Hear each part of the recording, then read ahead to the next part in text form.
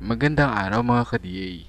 Ang topic naman natin ngayon ay tungkol sa pungapong o elephant foot yam. Tigi naman ang tawag naming mga Ilocano. Kung gusto mong makakita ng ganito, marami ang ganito sa kabundukan. Ang pungapong kasi ay matatagpuan dito sa Timog Silangang Asya, kabilang narito ang Pilipinas. Ito ay karaniwang tumutubo sa mga kagubatan. Ngunit, sa India naman ay madalas na itinatay. Ang gulay daw na ito ay makati sa lalamunan kung hindi nahugasan o nalutong mabuti. Pero, kung marunong ka daw magluto, siguradong magugustuhan mo at kung sino man ang ipagluluto mo nito. Mula pagpapababa ng cholesterol level hanggang sa pagpapagaling mula sa sakit sa puso ay napakarami pa palang kayang pagalingin nito. Ito kasi ay mayaman sa minerals, fiber, potassium at manganese. Ito yung mga kailangan ng ating katawan para ma-maintain ang kalusugan ng ating buto, puso at panunaw ng ating tiyan.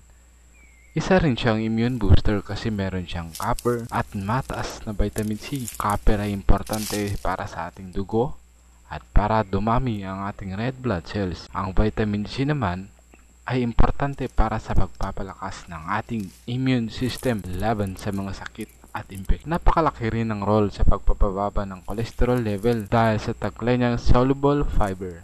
Ang soluble fiber kasi ang kalaban ng cholesterol. Pinapalutan niya yung cholesterol at isinasama niya ito sa pagdumi. Bukod sa mga maraming vitamins and minerals, meron din itong mataas na antioxidant na pangontra sa sakit na cancer. Kasama na rin dito ang anti-inflammatory, antioxidant kung saan nilalabanan o pinapagaling niya ang mga long-term health conditions tulad ng diabetes at katabaan. Napakaganda rin ito sa ating balat at napakainam para sa pagbabawas ng timbang.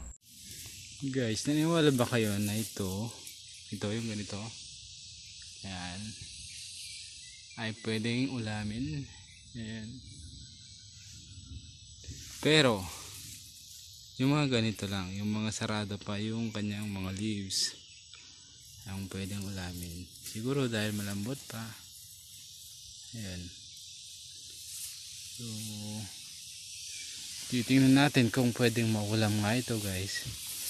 Kukunin natin to, iuwi natin, tingnan natin kung pwede siyang kainin.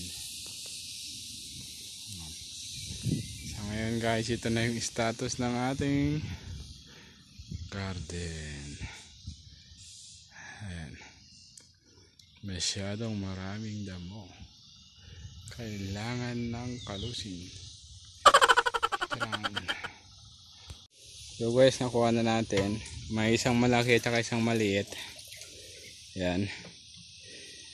Ang sabi nila, ang pwedeng ulamin lang daw po ay yung hindi pa siya nagbukas. So ganyan pa lang yung dahon niya. Susubukan natin yung lulutuin ngayon. At tingnan natin kung tama po yung